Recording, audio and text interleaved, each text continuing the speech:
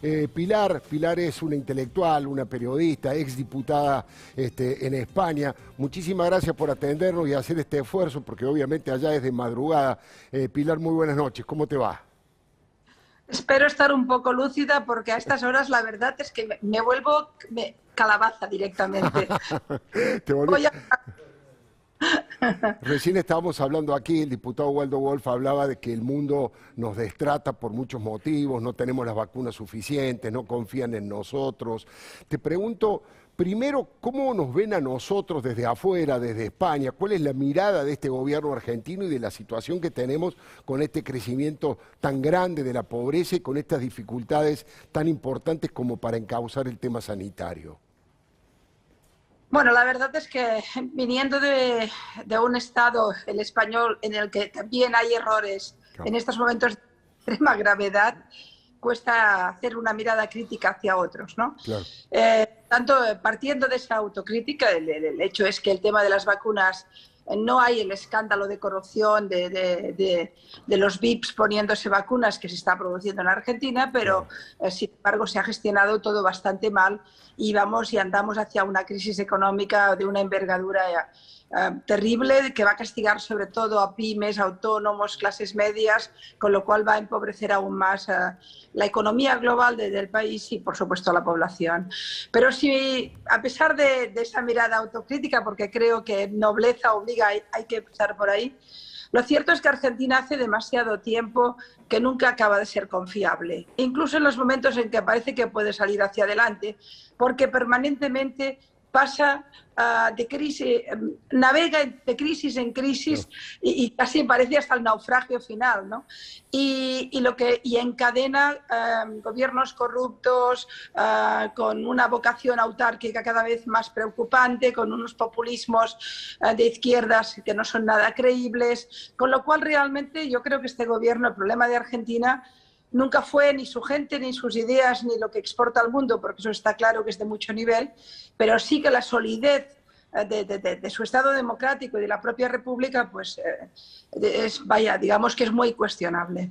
Yo estaba pensando que mucho de esto, como vos definís, de los populismos presuntamente de izquierdas, etcétera, etcétera, tienen que ver con una radicalización en cabeza de Cristina Fernández de Kirchner rumbo a un Estado.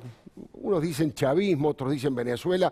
En realidad no hace falta irse muy lejos porque aquí en la Argentina, tanto en Santa Cruz, donde lo estructuraron ellos, a ese régimen, como en Formosa, hay situaciones de casi de feudalismo y de un populismo autoritario muy grande. Eso también es un tema del que nos cuesta salir, ¿no? Bueno, es que yo creo que hace 100 años que estáis ahí. De alguna manera, desgraciadamente, Argentina no ha conseguido cuajar el equilibrio complejo que hay entre la sociedad crítica, entre una masa crítica de la población y sus gestores públicos, sus líderes políticos. Se cabalga permanentemente en conceptos como el mesianismo. Cristina Kirchner es sin ninguna duda un auténtico mesías y así vende su imagen y la proyecta. Un uso abusivo del concepto de pueblo, un pueblo que está además secuestrado a través, digamos, a través del tipo de política dependiente que hace, en lugar de crear ejes económicos independientes, fuerza motriz, en lugar de crear sociedad civil crítica. Este tipo de gobiernos lo que hacen es una sociedad muy aborregada, muy adormecida, muy servil. Y por tanto es una cadena, es un círculo vicioso entre el Mesías que habla del pueblo, aunque robe al pueblo, y ese pueblo que depende del Mesías para poder sobrevivir. Ese concepto tan arcaico, tan feudal, comentabas, pero sobre todo tan antimoderno, nuevamente tiene su momento en el mundo y en Argentina lo tiene de manera especial. Esto entró en Sudamérica, sin ninguna duda, en Latinoamérica, de la mano del chavismo. El chavismo fue el primer revival de un populismo pseudo-revolucionario que tenía tintes de fascismo de izquierdas, porque hay que recordar que existe el fascismo de izquierdas, o las tiranías de izquierdas, como quiera. Pero yo hablo de fascismo, porque hablamos de ideologías que intentan dominar al ciudadano, secuestrarle sus voluntades, y crear poderes monstruosos porque tienen mucha cabeza y no tienen cuerpo, ¿no? El cuerpo social está totalmente desmontado, ¿no? Y eso yo creo que en Argentina va empeorando, va empeorando. No te quiero quitar mucho tiempo, sé del esfuerzo que estás haciendo, Pilar, te agradezco. Te hago una pregunta más. Aquí generó mucho impacto tu alocución en el momento de la presentación del libro del presidente Macri. De hecho, él se emocionó y lo acabamos de pasar hace instantes a ese momento. Realmente, no lo que bueno que hizo, sino en qué crees que se equivocó o en qué crees que fracasó Juntos por el Cambio, Pilar. Yo creo que el experimento, la ilusión que generó la gente de Macri y toda la gente que le acompañó, que muchas de ellas eran personas que habían hecho un paso hacia adelante, precisamente hartos de una situación que creían que tenían que cambiar. Yo creo que la grandeza de ese momento tiene que ver con esa voluntad de cambio de paradigma. Esa idea que no es mía, por supuesto, pero que me parece que es importante repetir. Necesitamos dirigentes que no piensen en las nuevas elecciones, sino en las siguientes generaciones. Y Juntos para el Cambio, la gente de Cambiemos, inspiraba esa idea de cambio de paradigma en la Argentina. Un punto y final de una etapa que había durado casi 100 años, de unos populismos atávicos, esencialistas, mesiánicos, pero que no creaban tejido crítico ni solidificaban la democracia. Y yo creo que Macri representa, para mí, lo interesante de Macri es que de golpe aparece un tipo que yo creo que es muy antipolítico, no es el líder al uso, no me parece un excelente orador, a veces es incluso un poco adusto, y sin embargo, desde su posición cómoda probablemente y desde su vida, que no tenía por qué complicarse la vida, hace un paso adelante para intentar cambiar a Argentina. Y las personas que lo acompañan van en esa dirección. Ahora teníais a Waldo Wolf, yo conozco bien a Waldo. Waldo es un tipo extraordinario. Uno no entiende por qué se metió en el lío de la política, sino es porque está convencido que puede servir, ¿no?